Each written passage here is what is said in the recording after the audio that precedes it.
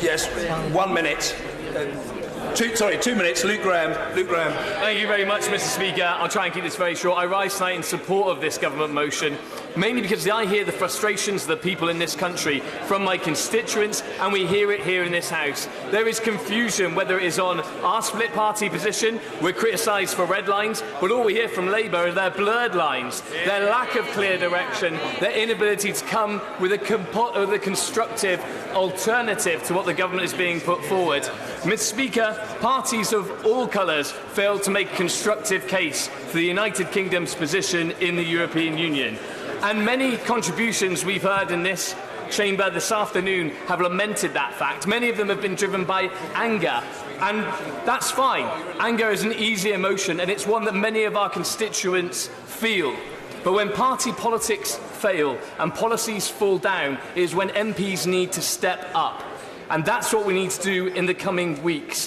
What's come from the defeat last night is a clear determination from my right honourable friend, the Prime Minister, to reach out across this chamber, to come back with different proposals, to listen to people from across the political spectrum, and not those who stand up in this chamber and say they work in the national interest, but they only work in the nationalist interest, but actually those MPs who are here to genuinely serve their constituents and protect and preserve our United Kingdom. Mr. Speaker, it is incredibly easy to criticise, but we cannot abdicate our responsibilities as members of Parliament for what we were elected to do. Our constituents don't want another general election, they want us to get on with our jobs. Tom Watson. Mr. Speaker, this has been a very passionately argued debate with over, as at my count, 59 members giving speeches where they were not holding back. And the scene was set by the honourable member for Christchurch, who said at the start that the Prime Minister must accept the verdict of the House last night. And the necessity for that was underpinned by my right honourable friend, the member for Knowsley, who highlighted the fact that she is a Prime Minister with no majority and no authority, which is perhaps why the honourable member for Ross, Skye and Lochaber talked about the PM's record level of a lack of humility, and the right honourable member for Twickenham, in what I thought was a thoughtful speech, spoke of the government's arrogant approach to these negotiations. Why is that so important? Because, as my honourable friend, the member for Wallasey, said, the UK is more divided and fearful for the future than ever before. Now, we have had some comic moments in this debate. I was particularly amused by the honourable member for Mid-Norfolk's contribution, his Life of Brian speech, which is an homage to one of the greatest satirical farces in British film history. Very appropriate for the times we are in. And the honourable member for Brentford and Ongar talked about the Conservative Party rebonding in the long lobbies tonight. Now, I can't fail to note the passionate and sometimes breathless critiques of the last 9 years of austerity economics by colleagues on my side of the House, particularly the members for Gedling, Ilford North, Warrington North, Hull West and Hessel. And a special prize must go to the honourable member for Dudley South, who at very short notice gave a 4-minute speech in 3 minutes by speaking 25% faster. Now, Mr. Speaker, as the Prime Minister said earlier in this debate, this is a crucial moment in our nation's history. But it is an unenviable task to summarise this debate today and to ask members of this House to pass judgment on her stewardship of our country. First, let me say very clearly that I am not one of those people who questions her motives. I agree with the honourable member for Stirling, who claimed she was motivated by public duty. I don't doubt that she has sincerely attempted to fulfil the task given to us by the voters in this referendum. I have no doubt, too, that she has tried her best and given it her all. But she has failed. And I'm afraid the failure is hers. And it's hers alone. And I'm certain that every member of this House admires her resilience. to suffer the humiliations on a global stage that she has done would have finished off weaker people far sooner. Yet the reality is that if the Prime Minister really sat down and thought carefully about the implications of that defeat last night for our country, she would have resigned. Throughout history, Prime Ministers have tried their best and failed. There's no disgrace in that. That's politics. But this Prime Minister has chosen one last act of defiance, not just defying the laws of politics, but defying the laws of mathematics. And it was Disraeli who said, "A majority is always better than the best repartee." She is a Prime Minister without a majority for her flagship policy, with no authority and no plan B. 432 to 202. Mr. Speaker, that is not a mere flesh wound. No one doubts her determination, which is generally an admirable quality, but misapplied it can be toxic. And the cruelest truth of all is that she doesn't possess the necessary skills, the political skills, the empathy, the ability, and most crucially, the policy to lead this country any longer.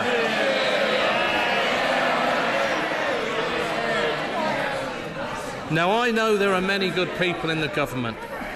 They will be examining their consciences as the clock runs on these Brexit negotiations. Because she has refused to resign, we now face a choice between a general election to sort out this mess or continued paralysis under her leadership. But now the ante has been raised. The government has been defeated on a Brexit plan that has been its sole reason for existing for the past 2.5 years. It has not just been defeated on the most crucial issue facing our country, it has suffered the worst defeat of any British government in history. And the clock is ticking. MPs have shown that they're ready to take back control over what has been, from start to finish, a failed Brexit process. But the question facing the House tonight is whether it is worth giving this failed Prime Minister another chance to go back pleading to Brussels, another opportunity to humiliate the United Kingdom, another few weeks to waste precious time. Our answer tonight must be a resounding no. And let me remind you why. It was this Prime Minister who chose to lay down red lines that never commanded the support of Parliament. It was this Prime Minister who refused to guarantee the rights of EU nationals who've made their lives and their homes in this country. It was this Prime Minister who time and again tried to shut Parliament out, refusing to give us a meaningful vote, refusing to release the legal advice to the deal. She's treated this place and its members on all sides with utter disdain. Mr. Speaker, it was the member for Gainsborough who said the road to tyranny is paved with executives ignoring Parliament. Yet that is what she has done. And so Parliament is having to assert its rightful authority. And at every turn, she has chosen division over unity.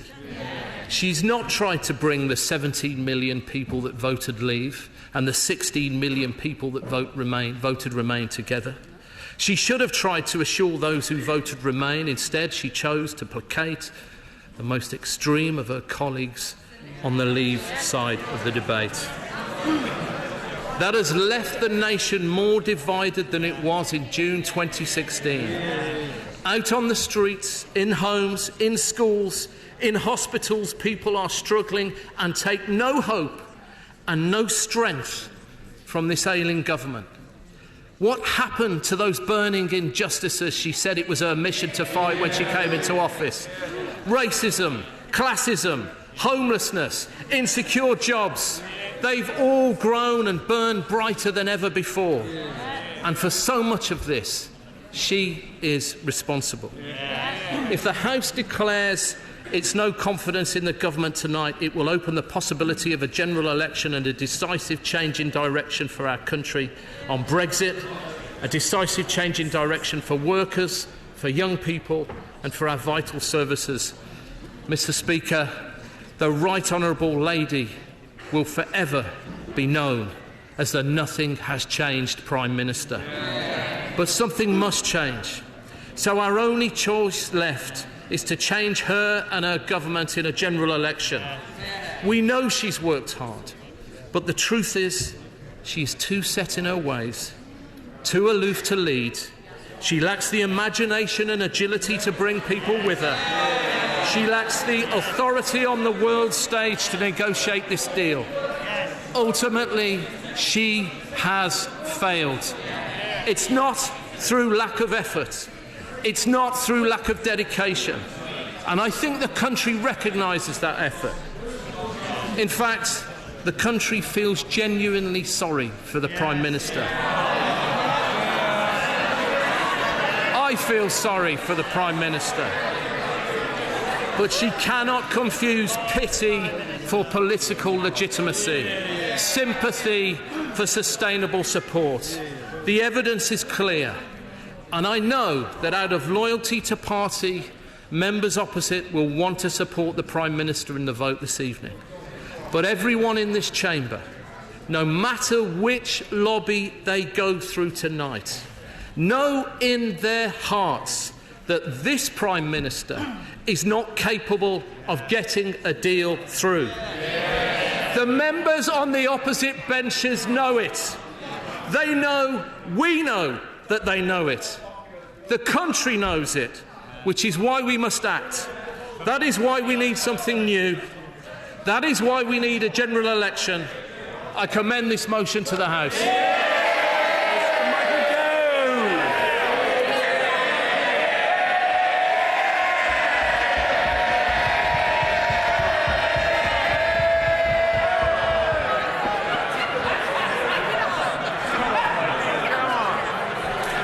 Mr. Speaker, as you know, having sat throughout this entire debate, it has been a passionate debate characterised by many excellent speeches, and I commend the members for Tiverton and Honiton, Bolton West, East Surrey, Mid Norfolk, Plymouth Moor View, Broxtowe, Stirling, Dudley South, Faversham and Stoke-on-Trent South on my side for a series of outstanding speeches. Yeah. But it has also been the case, as the Shadow Secretary of State pointed out, that there have been many powerful speeches from the opposition benches as well.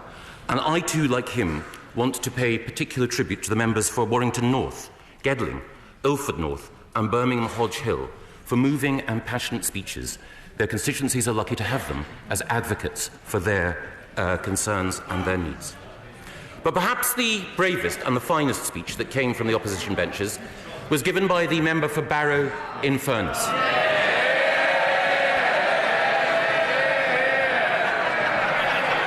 It takes courage.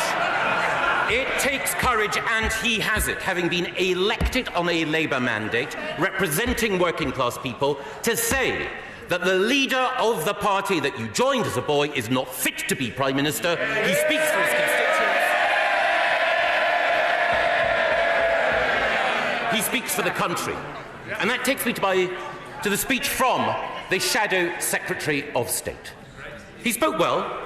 But I felt he did not rise to the level of events. But one thing that was characteristic about his speech, he did not once mention in his speech the leader of the opposition or why he should be Prime Minister.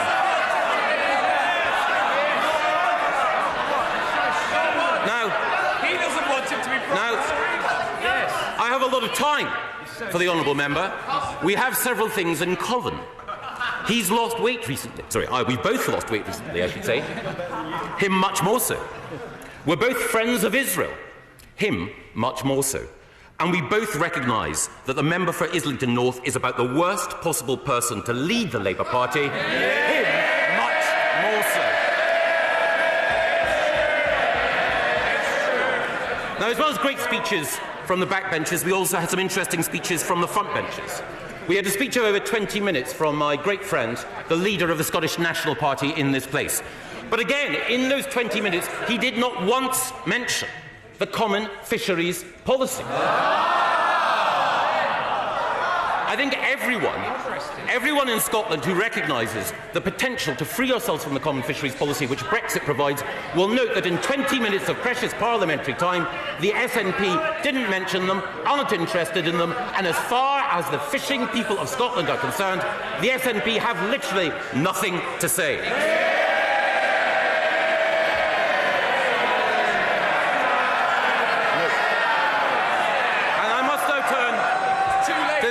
I turn to the speech from the leader of the Liberal Democrats, someone whom I also have affection and respect for, and he made a number of good points.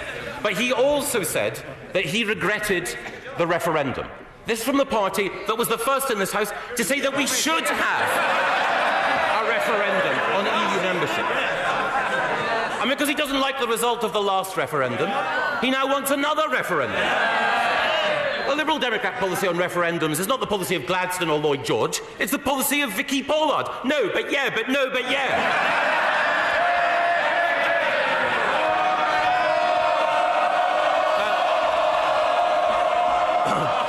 I should also commend the speech given by the leader of the Democratic Unionist Party. He explained that he had been inundated with text messages today from people who were saying, please, please, please, people in this House, please, please, please back the government tonight. And some of those text messages had even come from Conservatives. And I think, critically, when we think about confidence in this country and in this government, there is a daily vote of confidence which is being executed by the individuals investing in this country, creating jobs and opportunity for all our citizens. Under this government, this country remains the most successful country for foreign direct investment of any country in Europe, with more than £1.3 billion being invested in the last year. That is why Forbes magazine says that this country is the best destination for new jobs in the world. It's why the independent organisation JLL say the best place for the future of services in the world is here in the United Kingdom. It is why, once again, London has been recorded by independent inspectors as the best place in the world for tech investment. And we see that when Spanish rail firms like Talgo shortlist 6 destinations for investment for new rolling stock, all 6 in the United Kingdom. When Boeing opened a new factory in Sheffield to create jobs for British workers. When Chanel moved from France to London in order to establish a new corporate headquarters. Smells good. And when Starbucks moved from Amsterdam to London in order to ensure more investment and jobs. The opposition should wake up and smell the coffee. And all of this, in the words of the BBC, despite Brexit. Now that investment, those jobs that have been created under my right honourable friend, the Prime Minister's inspirational leadership, has been invested in public services and social justice. As we heard from the member for Dudley South and Bexhill in Battle, 1.9 million more children in good and outstanding schools. It is also the case that the gap between the poorest and the richest in our schools has narrowed under this Conservative government. We also have a record level of investment in the NHS, and thanks to my right honourable friend, the Secretary of State for Health, a 10-year plan, £20 billion investment, £394 million extra every week for our NHS. And we also have investment in our national security. We meet the 2% target for investment in NATO, and we have 2 new aircraft carriers capable of projecting British force and influence across the world in defence of freedom and democracy. And in contrast, while we are standing up for national security, what about the right honourable gentleman, the member for Islington North? He wants to leave NATO. He wants to get rid of our nuclear deterrent.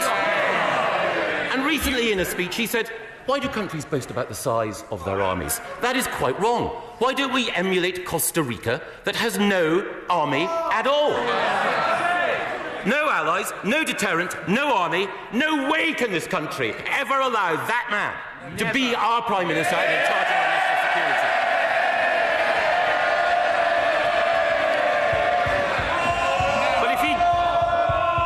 If he can't support our fighting men and women, no. Who does he support? Who does he stand beside? Well, it was fascinating to discover that the Right Honourable Gentleman, the Leader of the Opposition, was there when a wreath was laid. Shocking. A wreath was laid to commemorate those who were involved in the massacre at the Munich Olympics of Israeli athletes. Now, he says he was present but not involved. Present but not involved sums him up when it comes to national security. When this House voted to bomb the fascists of ISIS after an inspirational speech by the member for Leeds Central, in which 66 people, including the Shadow Secretary of State, voted with this government in order to defeat fascism, I'm afraid that the Honourable Gentleman, the Leader of the Opposition, was not with us. In fighting fascism, he was present, but not involved. And similarly, when this House voted to take the action necessary, when Vladimir Putin executed an act of terrorism on our soil, there were many Labour members, many good Labour members, who stood up to support what we were doing, but not the Right Honourable Gentleman. When we were Point of order, Daniel Rennie. Hope it is a genuine point of order.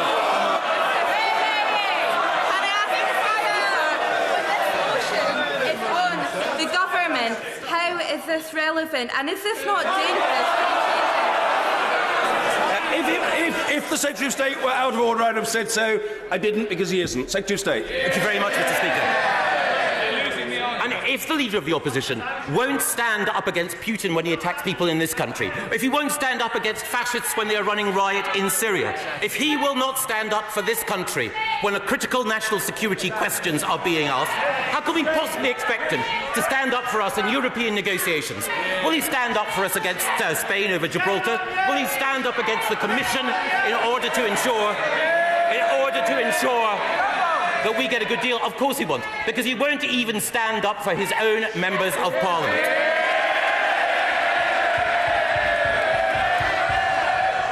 Why is it that a Labour member of Parliament needs armed protection at her own party conference? Why is it that nearly half of female Labour MPs wrote to the Leader of the Opposition to say that he was not standing up against the vilification and the abuse that they received online, which was being carried out in his name? If he cannot protect his own members of Parliament, if he cannot protect the proud traditions of the Labour Party, how can he possibly protect this country? We cannot have confidence in him to lead. We have confidence in this government, which is why I commend this motion. Order! Under the order of the House!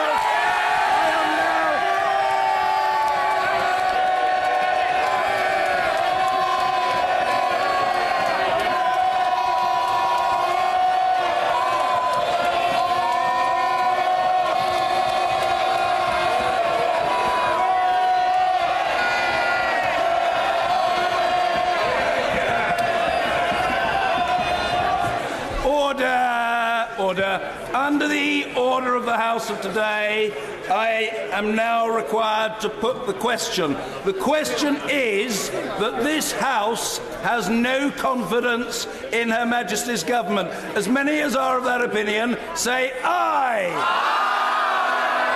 Of the contrary, no. No.